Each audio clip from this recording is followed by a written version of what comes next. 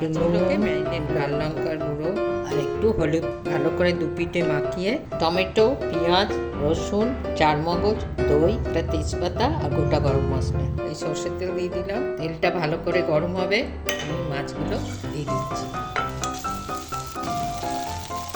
সব উপকরণগুলো পেস্ট করে নিয়েছি। এই দইটা দিয়ে দিলাম এর ভেতর। একটু হলুদ গুঁড়ো দেবো, একটু লাল লঙ্কার গুঁড়ো দেবো, একটু নুন দেবো, দিয়ে মশলাটাকে ভালো করে মিক্স করে নেবো।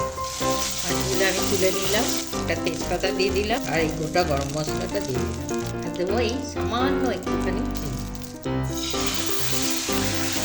মশলাটা ভালো কষা হয়েছে, সামান্য পরিমাণ জল দেবো, মাছগুলো দিয়ে দেবো। মাছগুলো উল্টে দিচ্ছি একটু, একটা কাঁচা লঙ্কা চিড়ে, একটু ধনেপাতা, চাপা দিয়ে দিচ্ছি একটু।